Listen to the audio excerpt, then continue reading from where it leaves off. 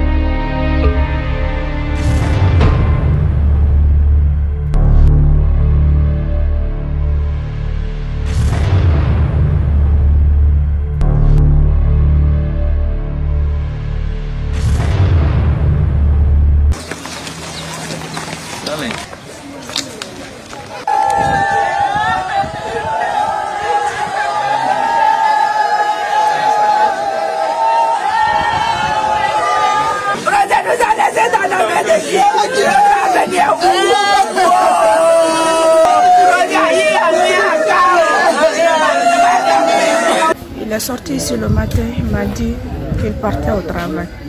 Lorsqu'il est parti à l'Assemblée, il m'a appelé, il dit « Je suis venu au boulot, mais j'ai reçu des militaires qui m'ont pris sans convocation. Ils m'ont envoyé au PJ à côté de Yansdi. » J'ai dit « Mais pourquoi ?» Il dit qu'ils ne m'ont pas encore dit le motif pourquoi je suis là. Maintenant, je me suis déplacé, parti là-bas, mais il n'y avait pas l'accès. Il ne me donnait pas le temps de le voir. Après 2 à 3 jours, j'étais assise là. C'est sur les grandes gueules que j'ai appris qu'on les transféré à la maison centrale avec le monsieur qui est quitté en Europe et il était invité ce jour sur l'espace. Les 3 plus son petit, on les a transférés. Chaque fois que je partais, on me disait je n'avais pas l'accès de voir mon mari. C'est entre-temps, comme j'insistais à chaque fois que je partais là-bas, je pleurais, j'appelais. Ils m'ont dit, sauf que je pars à la justice, qu'il y a un papier là-bas que je prends pour que je puisse voir mon mari. Et ça fait au moins, ça trouvait que ça fait au moins 4 mois de cela. Je n'avais pas de ces nouvelles. Je ne peux pas le voir, on ne peut pas communiquer, je ne sais pas il vit ou pas, comment on le maltraite, qu'est-ce qu'il mange, je ne connais pas. Maintenant, je suis partie à la justice à 7 h. 7 h m'a trouvé à la justice de Dixine. Tribunal de Dixine. J'ai passé toute une journée là-bas. Lorsque j'ai eu l'accès de voir le procureur, il a dit qu'il ne peut pas me délivrer des papiers, qu'il n'est pas autorisé.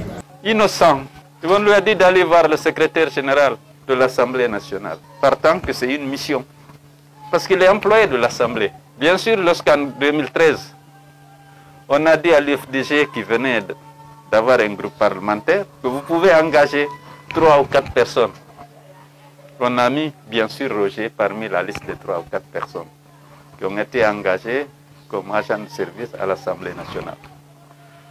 Convoqué par le secrétaire général de l'Assemblée, disponible, pensant que c'est pour lui confier une petite mission, une commission. Il s'est présenté. Le monsieur a appelé la police. On a procédé à l'arrestation arbitraire de Bamba.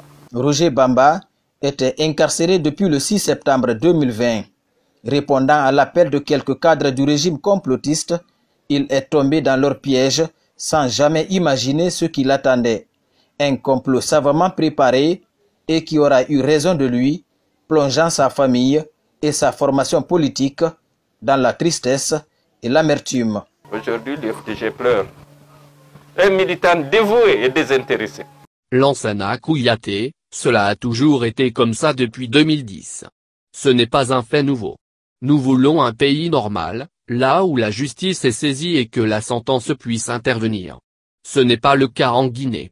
Pour le décès de Roger Bamba et autres, la justice n'a apporté que l'obscurité au lieu de la lumière.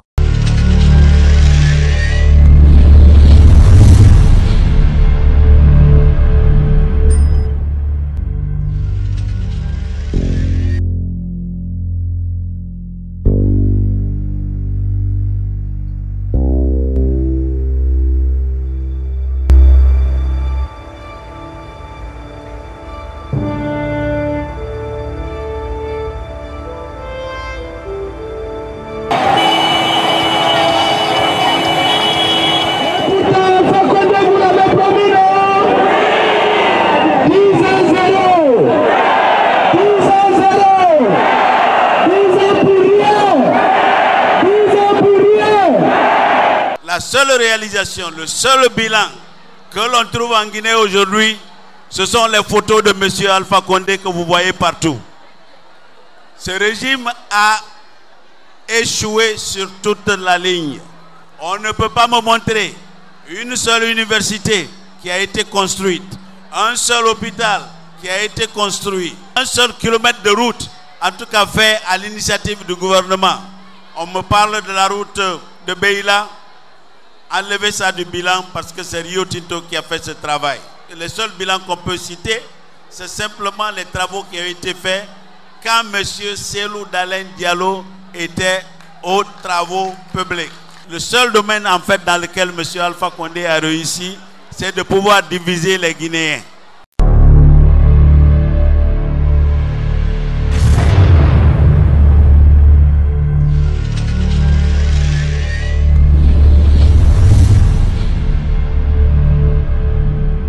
Moi, je suis Roger Bamba, membre du comité national des jeunes de l'IFDG, en mission de supervision du processus électoral à Zéro-Corée, principalement. Les affrontements entre les militants de votre parti et ceux du RPG Arc-en-Ciel. Vraiment, c'est un sentiment de regret, de déception et de désolation, parce que on a toujours fait comprendre à la Guinée forestière que c'est une zone de tension, une zone à haut risque. Mais personnellement, j'ai compris qu'il y a quelque chose qui ne va pas et peut-être que les dispositions ne sont pas prises à temps réel. Et ce qui m'a beaucoup... J'ai assisté à la réunion convoquée par M. le préfet en tant que membre de mon parti. J'ai représenté mon parti, mais ce qui m'a un peu déçu, c'est que le préfet ne nous a pas dit réellement qu'est-ce qui a causé les affrontements d'hier. On ne peut pas soigner la plaie en surface. Il devait nous dire qu'est-ce qui a causé l'affrontement d'hier. Parce que tous les leaders sont passés à Zéro-Corée, tour à tour. L'IFDG est venu, l'IFDG a rempli la place des martyrs jusqu'à la préfecture. Il n'y a pas eu d'affrontement, il n'y a pas eu de terreur, il n'y a pas eu de heurts. Mais qu'est-ce qui a causé? Il devait avoir le courage de nous dire que vraiment hier, ce qui a fait le débordement, c'est ça. Parce que nous, selon ce que nous on a appris, c'est que les militants du RPG Arc-en-Ciel sont partis empêcher les autres de fermer les boutiques et les magasins. Et pourtant, tous les leaders sont passés, personne n'a été inquiété, personne n'a demandé à quelqu'un de fermer ses boutiques et ses magasins. Alors nous, en tant que parti politique, représentants de l'IFDG, nous avons compris qu'il y a une main noire derrière cet affrontement. Ça, c'était causé, et c'est principalement par le parti au pouvoir. Parce que ça, on ne peut pas accepter que les militants, des simples militants, viennent donner des ordres à la place du préfet ou bien à la place des autorités de l'État. Ça, c'est inconcevable, ça. Donc, vraiment, je suis d'origine de la Guinée forestière. Je suis là, actuellement, ça s'est passé devant moi, mais je suis déçu par rapport aux agissements de l'autorité et même l'autorité supérieure. Parce que le président de la République était là, pendant que ces affrontements-là se passent dans les quartiers. Il a fait son meeting paisiblement, il n'a pas fait une déclaration par rapport à ces événements-là. Et ça, nous voyons que ça, c'est un événement. C'est-à-dire c'est un comportement vraiment que nous recevons ça avec beaucoup de regrets parce que les gens ont perdu des biens, des bâtiments sont détruits, des gens sont blessés avec des balles réelles. Et le préfet m'a dit devant tout le monde que les gens ont été, il y a eu 29 personnes qui ont été touchées par les balles. Et eux, les autorités là nous disent ça. Est-ce que qui a été à la base de ces tirs de balles réelles? Ils sont à quel niveau? Quelles sont les dispositions qui sont prises? C'est ce que nous, vraiment, je voulais entendre du côté du préfet. Et qui a causé ces problèmes-là? Il faut qu'on essaie, on a le courage de dire la vérité chaque fois qu'il y a des problèmes à Zérécoris. On ne dit pas que vraiment ici c'est comme ça. Il faut qu'on dise la vérité.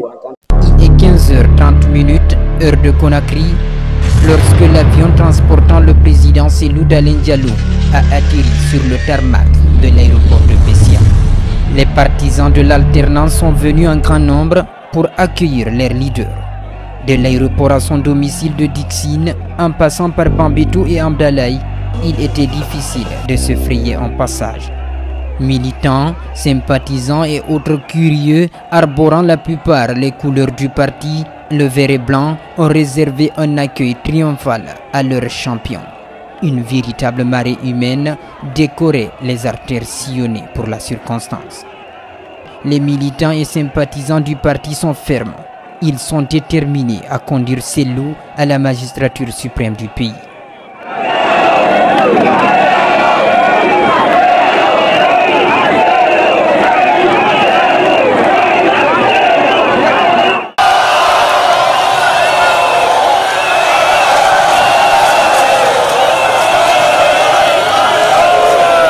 Les années se suivent, mais ne se ressemblent pas. 2010 n'est pas 2020. L'histoire ne va pas se reproduire.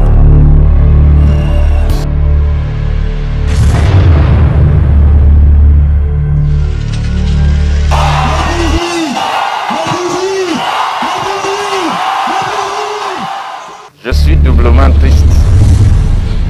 J'ai la tristesse de perdre un ami fidèle et loyal. Je suis triste de perdre un militant dévoué et qui n'a rien ménagé pour l'animation du parti, pour la défense de ses valeurs et de son président.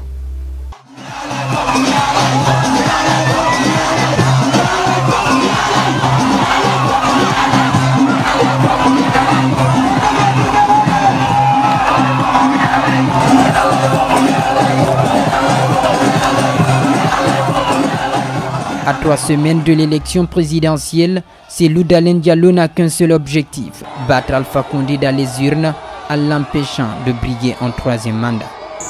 L'opposant, candidat pour la 3e fois, affirme que le pouvoir est en train de frauder pour s'octroyer la victoire.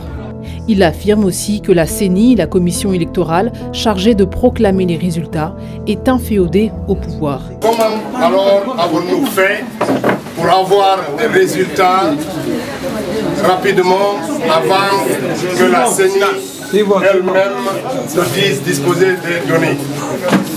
Tout d'abord, la commission électorale de l'UFDG a mis en place un logiciel qui nous a été fait par une société française, et on peut le dire aujourd'hui avec beaucoup de fierté, qui est basé en France et dont les bases de données sont sur le cloud. Merci. Ça nous a permis et renforcé dans l'idée que nous devrions avoir 32 000 délégués, un délégué titulaire et un suppléant en cas de défaillance, sur l'ensemble des bureaux de vote. Ça veut dire que sur les 15 000 bureaux de vote, nous avions des délégués et chaque délégué était muni d'un téléphone qui est capable d'envoyer un SMS. Une fois que les dépouillements sont faits, les répartitions effectuées, si la personne a la possibilité de photographier le procès verbal, il le fait. Au cas échéant, il saisit un format de fichier les résultats et les envoie dans notre système. Ces données sont récupérées au niveau des sous-préfectures. On en a 340 sous-préfectures au niveau desquelles on a déployé des valideurs. Ceux-là, ils reçoivent les données remontées par les bureaux de vote de district.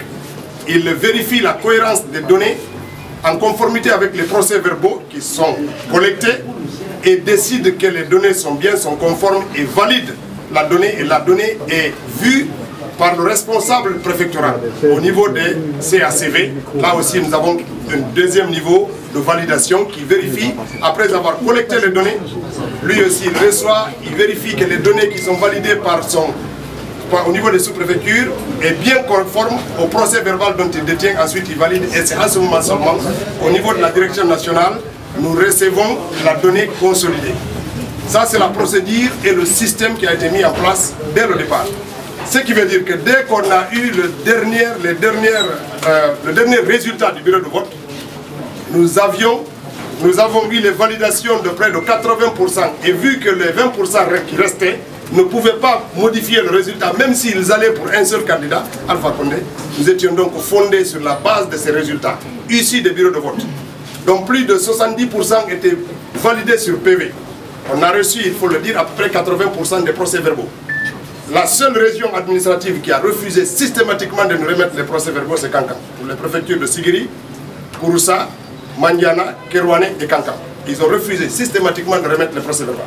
Sur cette question, je dois quand même rappeler, au regard de l'arrêt de la Cour constitutionnelle qu'on a reçu, qui donnait injonction à la CENI qu'elle avait l'obligation de remettre un procès-verbal de bureau de vote à chaque candidat. C'est une disposition qui n'a pas été systématiquement faite. Pour tout le reste, nous avons des procès-verbaux clairs avec un contenu clair qui a été remis au bureau de vote et c'est sur la base de ces procès-verbaux que nous avons fait la totalisation de 80% des bureaux de vote. Et du coup, c'est sur ces bases, sur ces chiffres que nous sommes fondés pour annoncer notre victoire qui ne souffre d'aucune contestation. Cependant, depuis ce matin, nos délégués qui sont dans les CACV sont surpris, nous pas. Parce qu'ils arrivent à la CACV, les magistrats viennent avec des résultats et des procès-verbaux qui sont complètement différents du procès-verbal qui a été délivré dans le bureau de vote. Ça veut dire quoi? Qu'entre la remise du procès-verbal, et c'est pour ça qu'eux, ils retardent la CENI. À Matam, le candidat du RPG avait 22 600 voix, nous avions 22 300 voix. C'est sur injonction de Alpha Condé qu'ils sont en train d'inverser ça. Si vous aviez donné des résultats de Matam le lundi, vérifiez les résultats et c'est que la CACV est en train de faire. Or, la CACV n'est pas un lieu où on modifie, on change ou on altère des données. Cette étape a été rendue nécessaire juste pour permettre une réduction des paperasses qui doivent être déposées à la Cour constitutionnelle. En cas de contentieux, c'est le procès-verbal de la CACV qui agrège les procès-verbaux des bureaux de vote qui doivent être transmis. Comme ça, au lieu que la Cour constitutionnelle en envoie 15 000 procès-verbaux, il va recevoir juste 38 procès-verbaux de synthèse qui lui permettront de statuer parce que ces procès-verbaux rapportent non seulement les chiffres, mais aussi les observations et les réserves des différents candidats qui sont mentionnés sur les procès-verbaux du bureau de vote. Au vu des résultats sortis des urnes, je sors victorieux de cette élection dès le premier tour. Sans attendre les résultats officiels de la commission électorale, Cellou Dalein Diallo s'est attribué la victoire à la présidentielle guinéenne lundi 19 octobre. L'opposant, candidat pour la troisième fois, affirme que le pouvoir est en train de frauder pour s'octroyer la victoire. Il affirme aussi que la CENI, la commission électorale chargée de proclamer les résultats, est inféodée au pouvoir. La CENI, elle, conteste l'annonce de Cellou Dalein Diallo. La commission électorale... Pour la CENI, que ce soit pour Cellou Dalein, que ce soit pour n'importe quel candidat qui s'autoproclame vainqueur, c'est nul et nul de fait. La CENI attend des résultats qui viennent de la commission administrative de centralisation des votes. Cellou Dalein Diallo, 68 ans, est un ancien Premier ministre et ex-gouverneur de la Banque centrale guinéenne. Candidat malheureux à la présidentielle en 2010 puis 2015, il n'a eu de cesse d'accuser son adversaire, le président sortant Alpha Condé, de fraude électorale. Alpha Condé, 82 ans, cristallise depuis des mois la colère d'une partie de la population. Il a pu se présenter à un troisième mandat grâce à l'adoption d'une nouvelle constitution à l'issue d'un référendum boycotté par l'opposition. Depuis le début de la mobilisation anti-Condé, des dizaines de personnes ont été tuées. Lorsque j'ai eu l'accès de voir le procureur, il a dit qu'il ne peut pas me délivrer des papiers qui n'est pas autorisé. Je me suis couché en bas de lui, j'ai pleuré. Vous-même vous croyez. Vous voyez l'amour qu'il y a entre la femme et son mari. Vous voyez le bébé que je détiens, ça fait plus de 5 mois, il ne voit pas son mari. Vous ne connaissez pas qu'est-ce que je traverse à l'heure là. Vous-même vous voyez la conjoncture de la Guinée à l'heure là, tout est dur. Et pourtant, c'est mon mari qui s'occupait de moi, de tout. Maintenant, les gens viennent plaider. Il m'a fait un papier. Sur le papier, c'était mardi et jeudi que je devais voir mon mari.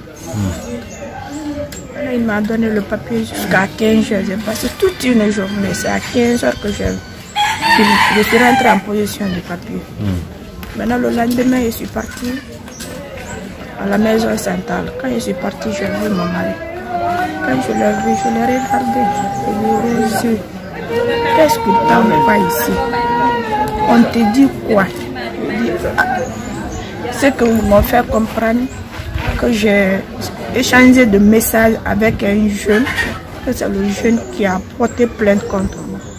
Mais depuis que je suis venue, il n'a jamais vu le jeune.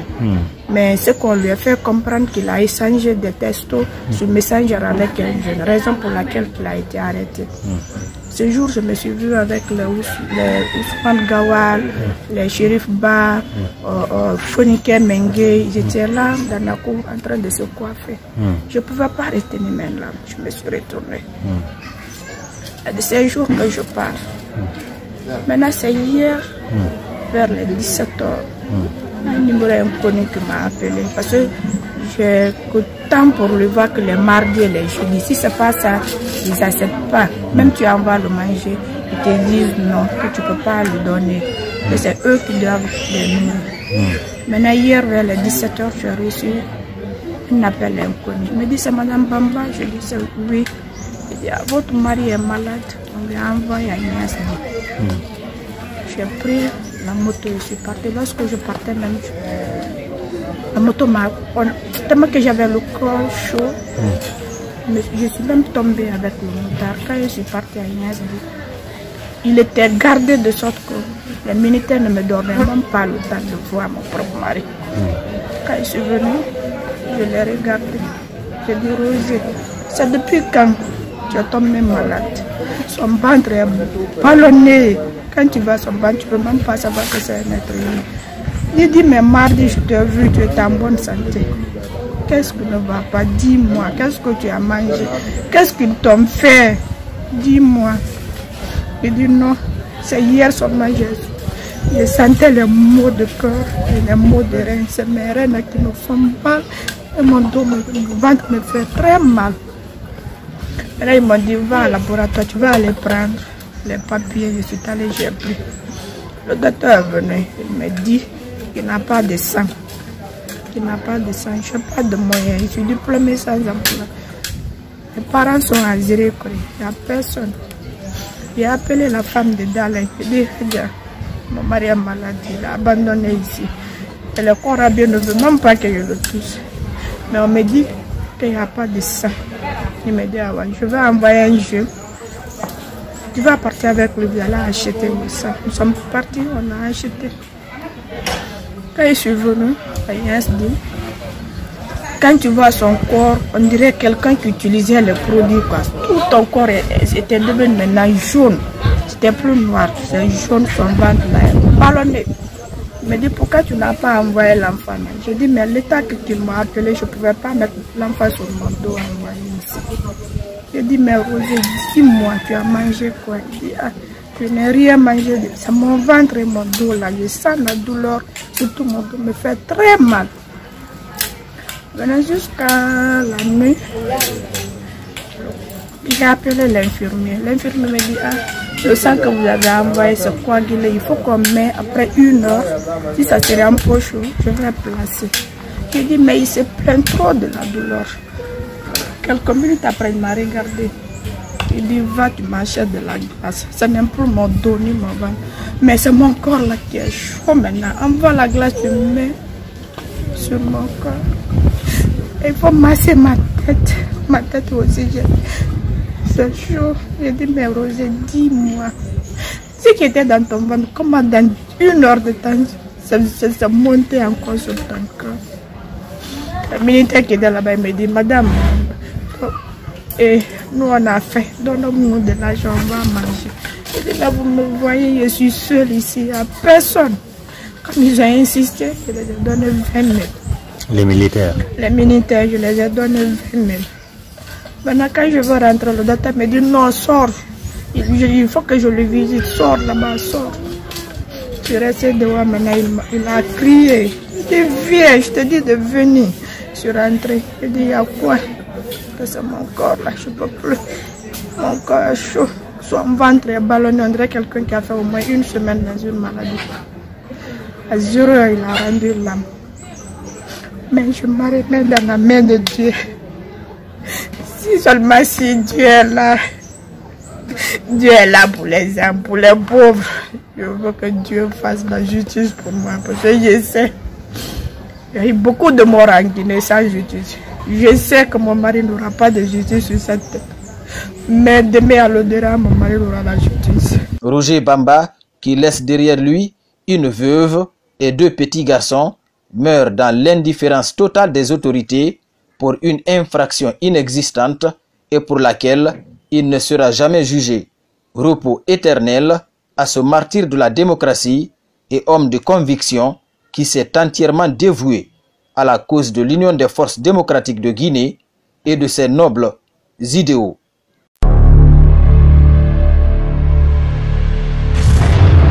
Je suis surtout triste